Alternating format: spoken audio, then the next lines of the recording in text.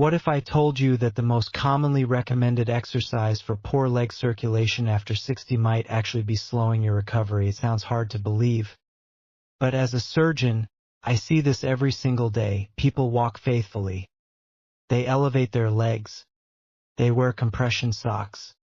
And yet, they still suffer from cold feet, swelling, burning pain, and eventually, falls. Here's the part most people don't realize. Poor circulation isn't just uncomfortable. After 60, it can quietly lead to slow, healing sores, serious infections, and in severe cases, amputations. It's also one of the earliest warning signs that your heart and arteries are under stress. And the biggest problem is this. Most people don't truly understand what bad circulation really is. What poor circulation actually means. Bad circulation is not just cold toes, it's blood failing to move down to your feet and back up to your heart efficiently as we age. Arteries gradually tighten and narrow. Veins weaken. Blood begins pooling in. The lower legs. By age 70.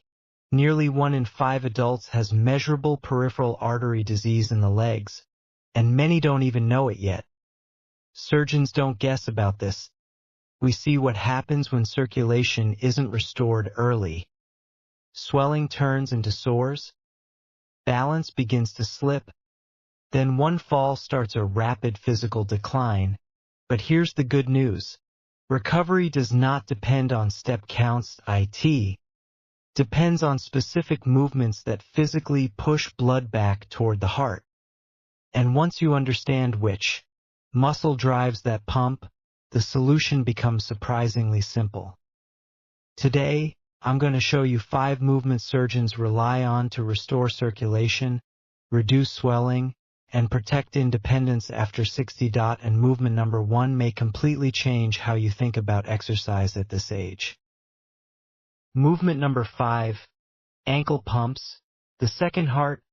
This movement looks almost too simple to matter, but it's often the first exercise prescribed after leg surgery to prevent circulation collapse.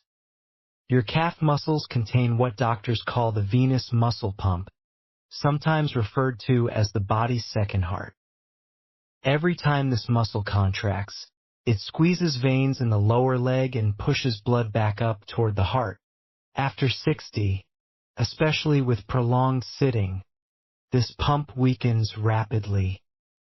Blood pools, swelling increases, oxygen delivery drops, healing slows.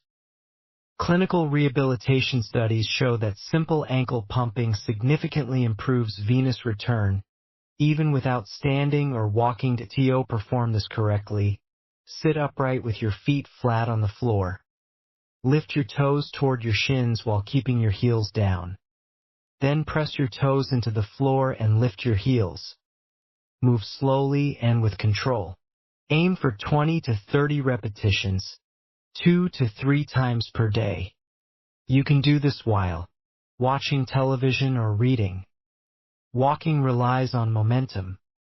Ankle pumps create deliberate muscle contractions that move stagnant blood out of the lower legs. Movement number 4. Seated venous return leg lifts. A 2024 study published in the Archives of Physical Medicine and Rehabilitation found that adults over 60 who performed seated leg lifts improved walking speed by 28% and stair climbing ability by 45% in just 8 weeks. Walking speed is so important that doctors call it the 6th vital sign. Slower walking speed is strongly linked to falls, loss of independence, and shorter lifespan. This exercise targets the quadriceps, hip flexors, and core, muscles essential for standing, climbing stairs, and rising from a chair. When these muscles contract, they also squeeze large veins in the thighs, helping drive blood upward. Sit tall in a sturdy chair with your back firmly against the seat. Lift one leg straight out, hold for 2 seconds, then lower slowly. 10 to 15 repetitions per leg. Posture is critical. No momentum. That's where the circulation benefit comes from. Movement number 3, calf pump walk with support. Here's something that surprises many people. Research referenced by the National Institute on Aging shows that calf strength is one of the strongest predictors of independence after 60. Weak calves mean poor blood return, slower balance reactions, and higher fall risk. To perform this exercise, stand behind a chair or countertop and hold on lightly. Rise onto the balls of your feet. Pause for 2 to 3 seconds at the top. Then lower slowly over 3 seconds.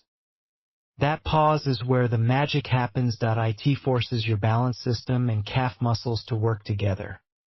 Exactly what happens when you catch yourself during a stumble. Start with 10 repetitions and gradually work up to 25. The single movement improves circulation, ankle stability, and reaction speed all at once. Movement number 2, single leg circulation hold. The ability to stand on one leg is one of the strongest predictors of future falls and mobility loss after 60. When you stand on one leg, your calf, ankle, hip, and core muscles are forced to contract continuously. That sustained contraction creates a powerful muscle pump effect, something walking never achieves. Stand next to a chair or countertop for safety. Shift your weight onto one leg and lift the other foot slightly off the floor. Stand tall. Eyes forward. Breathe normally. Hold for 20 to 30 seconds, then switch sides. This exercise improves balance, strengthens stabilizing muscles, and keeps blood moving upward instead of pooling in the legs. Movement number 1, standing calf pump hold. Most powerful.